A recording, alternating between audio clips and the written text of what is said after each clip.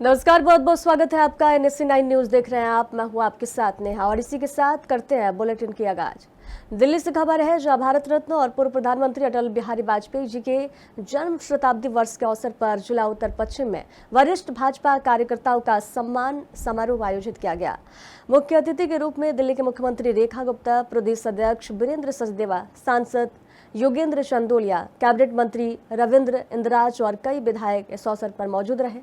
इस मौके पर 60 साल से ऊपर के भाजपा कार्यकर्ताओं को सम्मानित किया गया और मुख्यमंत्री ने सभी कार्यकर्ताओं का हाथ जोड़कर स्वागत किया।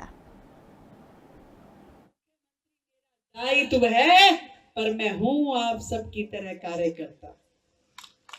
हर एक को पोस्ट मिली हुई है ना, यहाँ पे जितने लोग बैठे हैं, कोई प्रदेश के महामंत्री हैं, कोई जिले के महामंत्री हैं, कोई प्रभारी है, कोई बाकी, सबके पास पोस्ट है। संगठन का दायित्व है और मुझे आदरणीय प्रधानमंत्री जी ने मुख्यमंत्री का दायित्व देकर के यहाँ बिठाया है। मैं उनका धन्यवाद करती हूँ, आप सबका धन्यवाद करती हूँ और मंच पे उपस्थित मेरे सभी साथियों का भी धन्यवाद करती हूँ।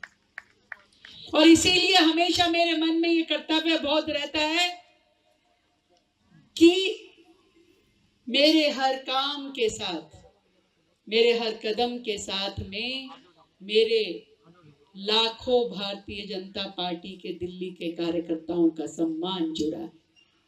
जब भी मैं कोई काम करती हूँ, मैं जरूर अपने मन में एक क्षण जरूर सोचती हूँ कि मेरे इस काम करने से मेरे कार्यकर्ताओं का, मेरे नेताओं का मान सम्मान बढ़ेगा या कम होगा।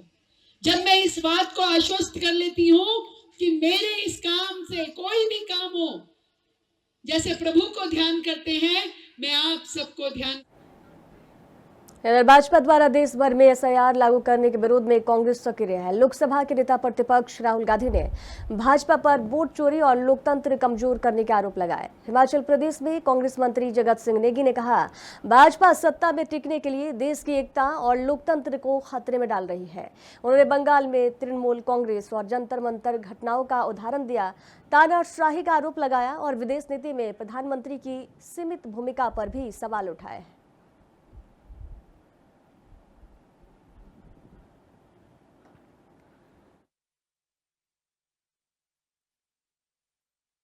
SIR के साथ ED, CBI, तो इसी से आपको लगता है कि क्या गोलमाल हो रहा है। ये जो है भारतीय जनता पार्टी किसी भी कीमत पर, चाहे वो इस देश की एकता अखंडता को ख़त्म करके या संविधान को ख़त्म करके, सत्ता के साथ चिपकने के जो है इनकी एक मंशा यही है।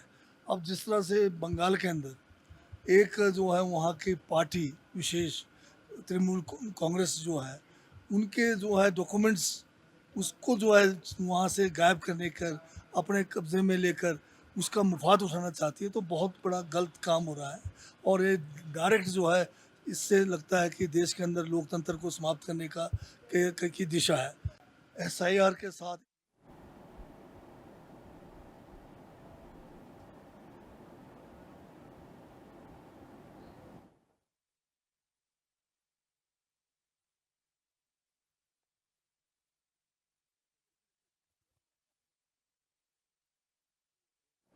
हिमाचल के शिमला से खबर है, जहां चलौटी में 4 लेन टनल निर्माण के चलते कई भवन खतरे में आ गए हैं। ब्लास्टिंग से दरारें पड़ने पर बीती रात प्रभावित परिवारों को किसान भवन में शिफ्ट कराया गया। वहीं आज पंचायती राज मंत्री अनिरुद्ध सिंह मौके पर पहुंचे और प्रभावितों से बातचीत कर मदद का आश्वासन दिया है। उन्होंने NHIO को तुरंत मुआवजा देने के निर्देश दिए और संजौली डाली बाईपास को वाहनों के लिए बंद करवा दिया।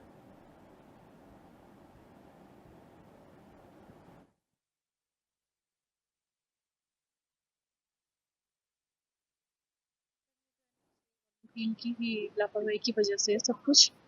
और इनको हमने सूचित भी किया था, लेकिन इन्होंने कोई एक्शन नहीं लिया। कल हमारे को देखने आए थे, लेकिन इन्होंने यही कहा कि कोई खतरा नहीं, कोई भी खतरा नहीं, आप यहाँ आराम से रह सकते हो। और शाम को 8 बजे के करीब कॉल आती है कि आप सारे बाहर आ जाओ, किराएदार भी और सब लोग बाहर आके खड़े हो जाओ जिस रोड पे।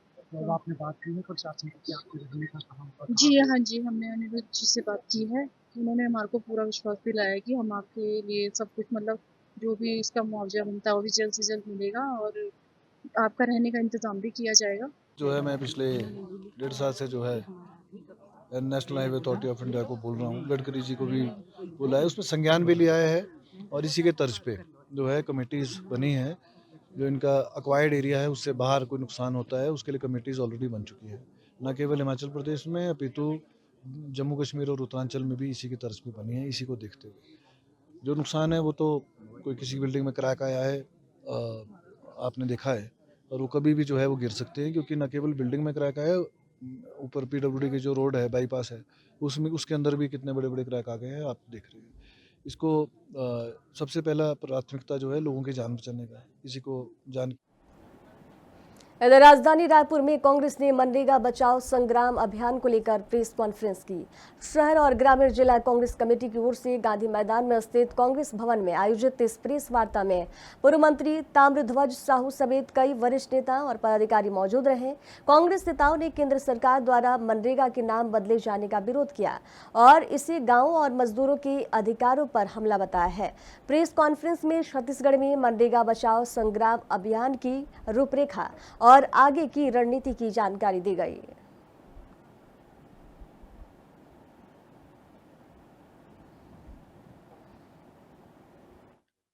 हम लोगों ने, हमारी सरकार ने लागू किया था, जिसको वर्तमान नरेंद्र मोदी जी की सरकार बंद करके नया स्कीम ला रही है, नया योजना ला रही है, जिसको न लाया जाए, मनरेगा को यथावत रहने दिया जाए। इसलिए हम लोगों का ये अभियान चल रहा है एआईसीसी के निर्देश पर। अभी मनरेगा में 365 दिन पूरा काम करने का मजदूरों को अधिकार था। जब काम मांगे तुरंत काम स्वीकृति का अधिकार था। उनको काम नहीं है तो उनको वेजेस मजदूरी देने का उनको अधिकार था। वो सारी चीज को बंद करके एक नया नाम लगा दिए हैं, VVG राम जी नाम से, और भगवान राम के नाम का दुरुपयोग फिर कर रहे हैं, झूठ बोल रहे हैं, जबकि इसमें हिंदी में उसका फुल फॉर्म होता है, उसमें भगवान राम का कहीं पर नाम नहीं आता। उसका विकसित भारत गारंटी फॉर रोजगार और आजीविका मिशन, ये उसका हिंदी का नाम है। इधर भिवंडी में मुंबई नासिक राष्ट्रीय राजमार्ग पर स्थित बॉम्बे ढाबा एक बार फिर विवादों में आ गया है। महापालिका चुनाव प्रचार के दौरान मनसे अध्यक्ष राज ठाकरे की नजर ढाबे के नाम पर पड़ी, जिस पर उन्होंने आपत्ति जताई है। राज ठाकरे के निर्देश पर मनसे कार्यकर्ताओं ने मौके पर पहुंचकर ढाबे का नाम हटा दिया और नाम बदलने को कहा। ढाबा मालिक ने 8 दिनों के भीतर नाम बदलने का आश्वासन दिया। अब घटना के बाद मराठी पहचान और स्थानीय अस्मिता को लेकर राजनीति तेज हो गई है। इसका जायजा लिया संवाददाता जावेद शाह ने।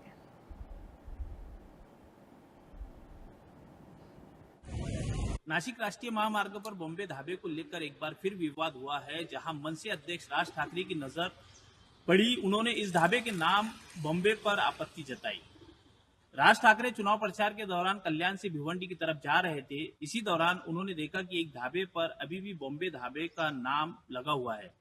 उनके आदेश पर मनसे कार्यकर्ताओं ने तुरंत वहां पहुंचकर ढाबे का नाम फलक फाड़ दिया और ढाबा मालिक को नाम बदलने के लिए दबाव डाला। मनसे कार्यकर्ताओं ने कहा है कि ये नाम महाराष्ट्र और मुंबई की पहचान के खिलाफ है।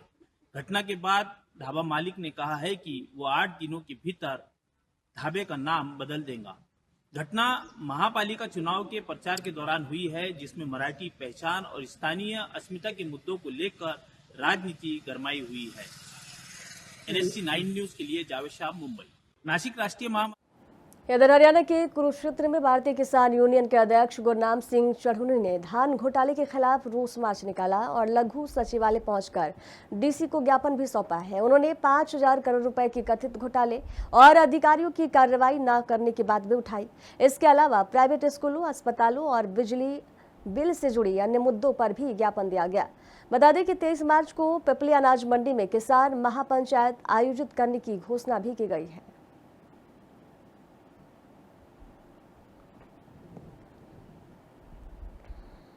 अभी ज्ञापन दिया है यहाँ कुरुक्षेत्र के ADC को जाट धर्मशाला से और सेक्रेटरीट तक का जुलूस निकालने के बाद, और उनको बता भी दिया है कि हमारी क्या क्या मांगे हैं बहुत सी स्टेट सरकार के संबंधित हैं, कुछ सेंट्रल सरकार के संबंधित हैं। तो उसका 23 मार्च तक का हमने टाइम दिया है कि या तो 23 मार्च तक हमारी समस्याओं पर विचार हो जाए और वरना 23 मार्च को जो अगला फैसला होगा वो कड़ा फैसला होगा। इधर हरियाणा के गुरुग्राम में कांग्रेस ने बीबीजी रामजी जन जागरण अभियान के विरोध में मनरेगा बचाओ संग्राम शुरू कर दिया है। पूर्व मंत्री कैप्टन अजय यादव ने कहा कि मनरेगा कानून में बदलाव गरीबों के लिए हानिकारक है और इसके खिलाफ पंचायत, वार्ड और विधान स्तर पर अभियान भी चलाया जाएगा। रविवार को सोहना में 1 दिवसीय धरना और उपवास भी रखा जाएगा, जबकि 10 जनवरी से 20 फरवरी तक देश भर में रैली आयोजित की जाएगी।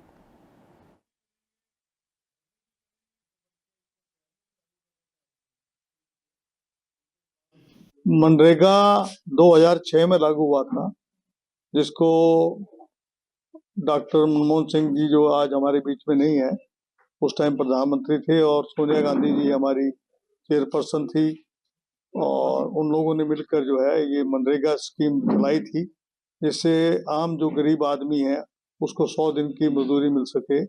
लेकिन इन्होंने विकसित भारत गारंटी फॉर रोजगार एंड आजीविका मिशन ग्रामीण जी राम जी लाकर एक तो जो गारंटी थी 100 दिन की, वो गारंटी हटा दी।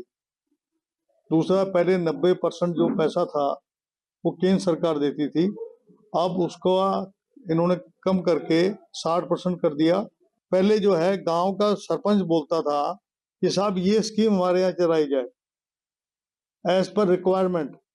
अब केंद्र सरकार डिसाइड करेगी कि कौन सी योजना लागू करनी है। हमने पंचायतों के अधिकार छीन लिए, मजदूरों के अधिकार छीन लिए, तो उनके अधिकारों को वापस दिलवाने के लिए और मनरेगा को दोबारा लागू करने के लिए ये सारा हम कार्यक्रम कर रहे हैं। राज ठाकरे और उद्धव ठाकरे ने नासिक में एक जनसभा को संबोधित करते हुए भारतीय जनता पार्टी और मुख्यमंत्री देवेंद्र फडणवीस पर निशाना साधा। उन्होंने आरोप लगाया कि भाजपा एक हिंदुत्व तो केवल दिखावा है और भगवान राम की तपोभूमि के पेड़ों को नष्ट कर औद्योगिक घरानों को जमीन सौंपने की साजिश रची जा रही है। उन्होंने ये भी आरोप लगाया कि भाजपा गुंडों और भ्रष्टाचारियों को अपनी पार्टी में जगह दे रही है। नासिक महानगर पालिका चुनाव के मद्देनजर आयोजित इस सभा में दोनों नेताओं ने महाकुंभ के दौरान हुए भ्रष्टाचार का मुद्दा भी उठाया और नासिक की सड़कों, पेयजल, शिक्षा, स्वास्थ्य और रोजगार की समस्याओं पर भाजपा को घेरा है।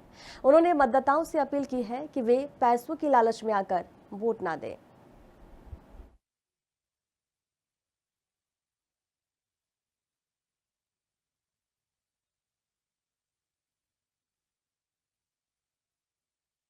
ठाकरे और उद्धव ठाकरे ने नासिक में एक संयुक्त जनसभा को संबोधित करते हुए भारतीय जनता पार्टी और मुख्यमंत्री देवेंद्र फडणवीस पर निशाना साधा।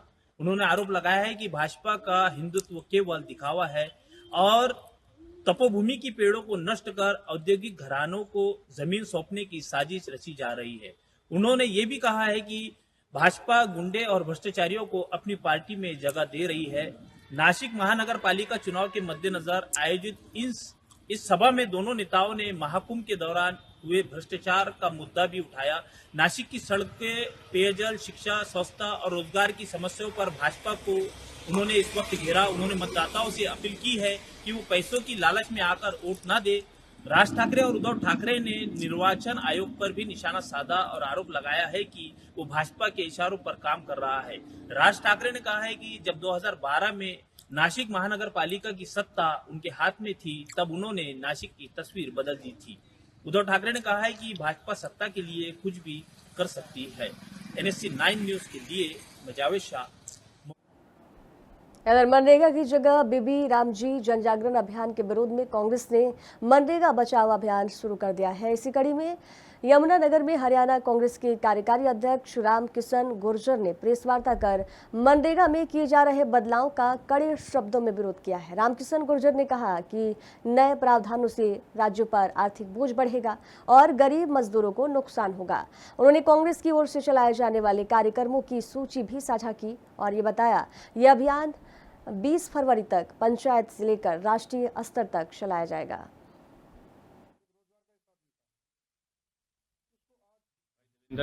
2005 में यूपीए की सरकार बनी थी। सोनिया गांधी जी और मनमोहन सिंह जी ने पूरे हिंदुस्तान के देहात में जो आर्थिक रूप से कमजोर वर्ग है उनकी भलाई के लिए एक कानून बनाया था जिसको मनरेगा कहते हैं, जिसके माध्यम से 100 दिन का रोजगार उन सभी साथियों को मिले। और उसमें यह भी फैसला लिया गया कि जो भी रोजगार के लिए कहेगा 15 दिन के अंदर उसको रोजगार देना पड़ेगा, नहीं तो बेरोजगारी भत्ता दिया जाएगा। तो ये एक ऐसी स्कीम थी जिससे कि गांव का जो आखिरी कमजोर आदमी है उसको भी फायदा पहुंचा। 10 जनवरी से लेके 25 फरवरी तक, 8 जनवरी को हमारे यहाँ पीसी स्तर की बैठकें हैं, 10 जनवरी को जिला स्तरीय प्रेस कॉन्फ्रेंस है जो आज हम कर रहे हैं, और उसके साथ साथ 11 जनवरी को 1 दिवसीय उपवास, 12 जनवरी से 29 जनवरी तक पंचायत स्तर पर जाके कांग्रेस पार्टी संपर्क करेगी, और उसके साथ साथ फिर 30 जनवरी 26 से वार्ड स्तर पर शांतिपूर्वक धरना दिया जाएगा। आगे 31 जनवरी से 6 फरवरी तक हम डिस्ट्रिक्ट लेवल पे इसका विरोध करेंगे, और उसके साथ साथ हरियाणा के कुरुक्षेत्र से खबर है, जहां मनरेगा का नाम बदले जाने को लेकर कांग्रेस ने भाजपा सरकार के खिलाफ मोर्चा खोल दिया है। कांग्रेस पार्टी ने ऐलान किया कि कल से देश भर में उपवास शुरू किया जाएगा और 31 जनवरी तक प्रदेश के हर विधानसभा क्षेत्र और हर मोहल्ले में रोजाना प्रदर्शन किए जाएंगे। थानेसर से कांग्रेस विधायक और पूर्व मंत्री अशोक अरोड़ा ने कहा कि मनरेगा का नाम बदलकर जी राम जी करना गरीबों के हक पर हमला है। कांग्रेस का कहना है कि भगवान राम सभी के दिल में है, लेकिन मनरेगा को खत्म करने की कोशिश बर्दाश्त नहीं की जाएगी।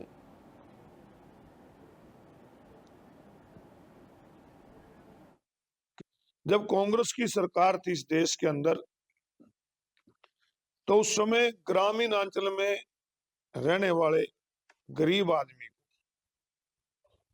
मजदूरों को 100 दिन की रोजगार गारंटी का एक बिल लाए थे पार्लियामेंट में, जिसको उस समय बीजेपी विपक्ष में थी, सभी ने सराहा था कि एक बहुत अच्छी योजना है, और उस योजना का लाभ ग्रामीण अंचल में बसने वाले, विशेष रूप से मैं कहूंगा कि जो घर में महिलाएं खाली बैठी रहती थी, जो SC BC के ज्यादातर लोग थे, उनको उसमें बहुत रोजगार मिला।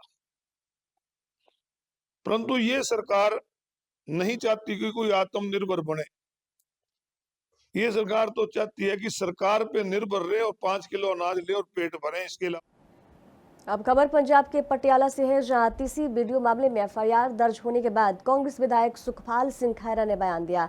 उन्होंने कहा कि मामले की सही जांच नहीं की गई और उनके खिलाफ झूठी FIR दर्ज करवाई गई। इस मामले में दिल्ली विधानसभा अध्यक्ष ने जालंधर आयोग को तलब भी किया है। मैं वही कहना कि ये स्कीम बेसिकली जिदा पहला साडे सूबे के अधिकार खुश चुके ने, असीं अपने बच्चों नूं जो साडे पंजाब दा विरसा वा, साडे साहिबजादियां दी कुर्बानी, गुरु गोबिंद सिंह जी दी कुर्बानी, गुरु तेग बहादुर साहब दी, बाबा जीवन सिंह दी, भाई जैता दी, माई भागो दी, असीं अपनी सिक्ख्या ही नहीं पढ़ा पा रहे। इदां ही हौली हौली साडा GST दा इन्हां ने कीता, वन नेशन वन टैक्स, साडे वित्तीय अधिकार खोले। अज दी डेट विच भारत देश जिहड़े सूबे ने वो ग्लोरीफाइड म्यूनसिपैलिटियां, उन्हां दे पल्ले कुछ नहीं गा। इधर हमीरपुर के सर्किट हाउस में कांग्रेस ने मनरेगा बचाव संग्राम को लेकर पत्रकार वार्ता की। भोरंज के विधायक और जिला कांग्रेस संयोजक सुरेश कुमार ने केंद्र सरकार पर जमकर निशाना साधा। उन्होंने कहा कि मनरेगा को बंद करने और जी राम जी योजना लागू करने से गरीबों को रोजगार और गारंटी दोनों से वंचित किया जाएगा। कांग्रेस ने प्रदेश, जिला और पंचायत स्तर पर अभियान चलाने और सत्याग्रह शुरू करने का भी ऐलान किया है। इस मौके पर कई वरिष्ठ नेता और पदाधिकारी भी मौजूद रहे। हमने आज इस संघर्ष का ऐलान किया है। जो मनरेगा बचाओ संग्राम है उसकी शुरुआत की है, और आज ये प्रेस कॉन्फ्रेंस हुई। कल हम इसके ऊपर जो है वो पूरे प्रदेश में हर जिला मुख्यालय के ऊपर हम एक आंदोलन कर रहे हैं और सत्याग्रह हम करने जा रहे हैं। उसके बाद पूरे प्रदेश में भी, ज़िले में भी, ब्लॉक स्तर पर और पंचायत स्तर पर भी हम इसका करेंगे, और बड़ा आंदोलन पूरे देश के अंदर होगा। और निश्चित तौर पे इस योजना के साथ जो इन्होंने छेड़छाड़ की है इसको इन्हें वापस लेना पड़ेगा, क्योंकि ये सरकार हमेशा जो है बैकफुट पे फिर आती रही है और जो भविष्यवाणियाँ आदरणीय राहुल गांधी जी ने समय पे की है, ऐसी भविष्यवाणी उन्होंने कही है कि इस योजना को भी इनको वापस लेना पड़ेगा और निश्चित तौर पे समय लगेगा, लेकिन ये योजना जो है इसको जो इसका पुराना स्वरूप है उसी में आएगा, क्योंकि उसी से लोगों को रोज़गार की गारंटी भी मिलेगी और उसी योजना में जो मनरेगा थी उसी में ग्रामीण।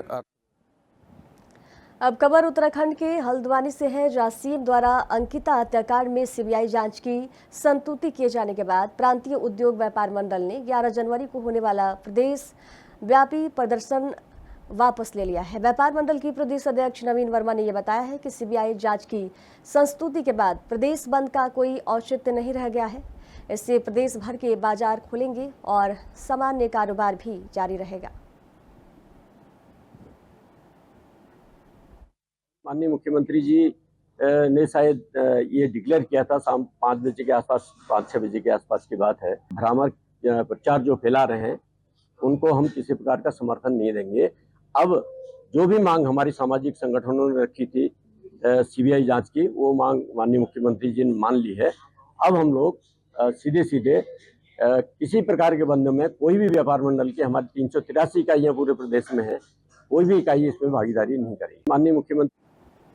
अब खबर छत्तीसगढ़ से रायपुर से है, जहां कांग्रेस विधायक बालेश्वर साहू की गिरफ्तारी के बाद कांग्रेस ने बीजेपी पर षड्यंत्र का आरोप लगाया है। कांग्रेस संचार विभाग प्रमुख सुशील आनंद शुक्ला का कहना है कि बालेश्वर साहू अपने क्षेत्र में बेहद लोकप्रिय हैं और बीजेपी अपने विरोधियों के खिलाफ लगातार दमन करती रहती है।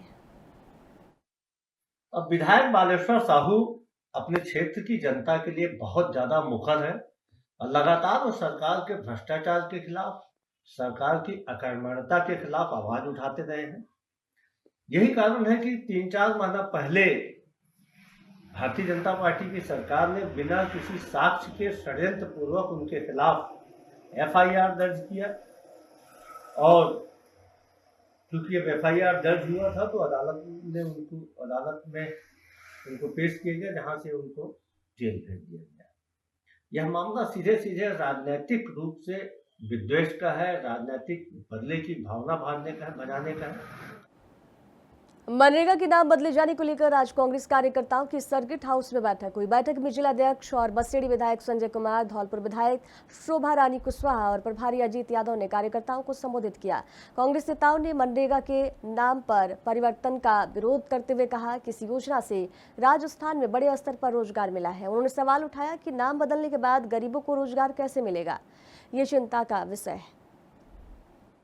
एआईसीसी और पीसीसी की डायरेक्शन में आज पूरे राजस्थान के अंदर हमारे जिला मुख्यालयों पे प्रेस कॉन्फ्रेंस के माध्यम के द्वारा हम लोग हमारे गरीब जनता, हमारे गरीब भाइयों को जगाने का हम काम कर रहे हैं। आज इस प्रेस कॉन्फ्रेंस में जो मनरेगा का नाम बदल करके इन लोगों ने विकसित भारत गारंटी फॉर रोजगार एंड आजीविका मिशन जिन्होंने रखा है नाम, बीबी जी राम जी, मेरा आपके माध्यम से एक निवेदन है कि जो मनरेगा के अंदर हमारे राष्ट्रपिता, हमारे बापूजी का नाम था महात्मा गांधी, जिन्हें हम राष्ट्रपिता कहते हैं, आज भारतीय जनता पार्टी कितना ढोंग और स्वांग रच रही है कि उनके नाम को मिटा दिया गया। नरेंद्र मोदी ने जो भी भारत सरकार के माध्यम से कांग्रेस सरकार ने, यूपीए सरकार ने जो शानदार योजनाएं आम आदमी के लिए की थी, उन सबको धीरे धीरे खत्म किया जा रहा है और एक नई तानाशाही के माध्यम से गरीब आदमी के हक को मारने का काम ये सरकार कर रही है। कांग्रेस पार्टी पुरजोर इस चीज का विरोध करती है और आज पूरे राजस्थान के अंदर ये तय किया गया है 10 जनवरी को पूरे राजस्थान के हर जिला मुख्यालय पर कांग्रेस का पार्टी प्रेस कॉन्फ्रेंस के माध्यम से देश की जनता को, गरीब लोगों को जगाने का काम करेगी। 11 तारीख को हम जिला मुख्यालय पर महात्मा गांधी, डॉक्टर बाबा साहब अम्बेडकर या राष्ट्रीय जो भी हमारे पुरखे नेता रहे हैं उनका कहीं पर भी उनकी मूर्ति है उसके नीचे हम धरना देने का, सांकेतिक धरना देने का काम करेंगे और 12 तारीख से लगातार हमारा कार्यक्रम चलेगा। हम उसके बाद ब्लॉक स्तर पर जाने का काम करेंगे और 11 जनवरी को एक दिवसीय उपवास रहेगा। 12 जनवरी से 29 जनवरी तक हम पंचायत स्तर पर नरेगा के कार्यक्रम को जगाने के लिए आम आदमी संपर्क करने का काम जिला कांग्रेस कमेटी के माध्यम से करेंगे।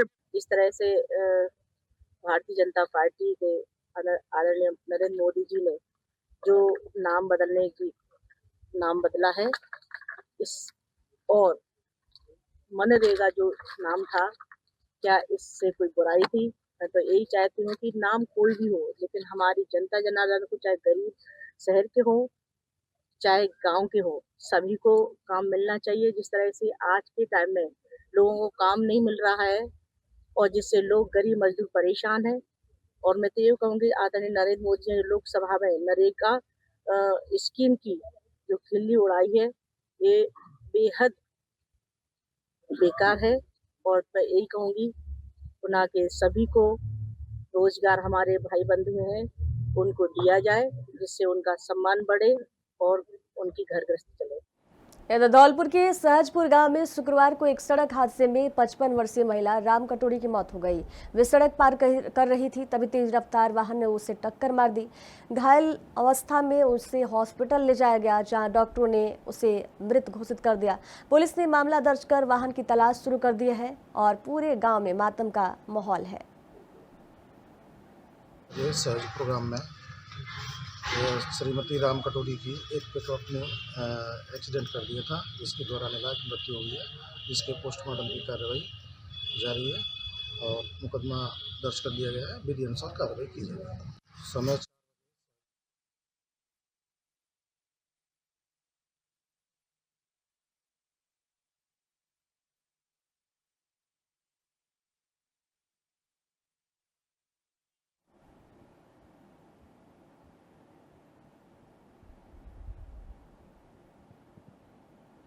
जयपुर सिविल लाइंस विधायक एवं वरिष्ठ पत्रकार गोपाल शर्मा की चर्चित पुस्तक मेरी मुलाकातें का भव्य लोकार्पण समारोह आयोजित किया गया। विश्व हिंदी दिवस के अवसर पर आयोजित इस समारोह का शुभारंभ राष्ट्रगान और दीप प्रज्वलन के साथ हुआ।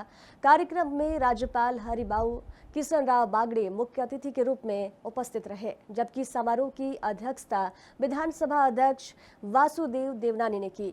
इस अवसर पर गोपाल शर्मा ने राज्यपाल का स्वागत करते हुए कहा, मेरी मुलाकातें उनके दीर्घ पत्रकारिता जीवन के दौरान देश दुनिया की प्रमुख शख्सियतों से हुए संवादों और संस्मरणों का एक जीवंत दस्तावेज है। आपको बता दें कि इस पुस्तक का विमोचन राजस्थान इंटरनेशनल सेंटर झलाना में भी किया जाना है। प्रभात प्रकाशन द्वारा प्रकाशित इस पुस्तक की भूमिका राज्यसभा के उप सभापति हरिवंश नारायण सिंह ने लिखी है। गोपाल शर्मा ने बताया कि पुस्तक में प्रधानमंत्री नरेंद्र मोदी, पूर्व प्रधानमंत्रियों, राष्ट्रीय स्वयंसेवक संघ के 4 सर संचालकों, जिनमें मोहन भागवत भी शामिल हैं, उनके साथ हुई मुलाकातों के अनछुए प्रसंग इस पुस्तक में संकलित किए गए हैं। पुस्तक में राजनीति के साथ साथ अध्यात्म, खेल, सिनेमा और स्वतंत्रता संग्राम से जुड़ी हस्तियों के साक्षात्कार और संस्मरण भी शामिल हैं, जो इसे समकालीन इतिहास का एक महत्वपूर्ण दस्तावेज बनाते हैं। प्रेरणा तो पत्रकारिता में है, तो हमेशा एक ही राशि है प्रेरणा और पत्रकारिता की, तो काम करते रहते हैं हमेशा। वो तो यही है कि अटल जी के साथ विमान यात्रा कर रहे थे और सरकार विमान को उतरने की इजाज़त नहीं दे रही थी। अगर 10-15 मिनट और नहीं देती तो पता नहीं क्या होता। देखिए, ईमानदारी, कर्मठता और समर्पण का कोई विकल्प नहीं है, वही सबसे बड़ी चीज़ है। मुझे ये सुअवसर मिला कि यहाँ आज मेरी मुलाकातें पुस्तक जो डॉक्टर गोपाल शर्मा जी ने लिखी है, उसके विमोचन के अवसर पे आ सकूँ। उनकी ये पुस्तक युवा पीढ़ी के लिए बहुत प्रेरणादायी रहेगी, क्योंकि उन्होंने अपने जीवन के 40 वर्षों के पत्रकारिता के काल खंड को इसमें पिरोया है और देश के, समाज के सभी कोने कोने के लोगों से मुलाकातें जो की, बड़े राजनेताओं से लेकर सामाजिक कार्यकर्ताओं तक और क्रांतिकारियों तक, वो सब इसमें संग्रहित हैं। तो ये एक मील का पत्थर साबित होगी नई पीढ़ी को प्रेरणा देने के लिए और उस युग का बोध कराने के लिए। तो मेरा बहुत सौभाग्य है कि इस अनूठे अवसर पे मुझे आने का मौका मिला।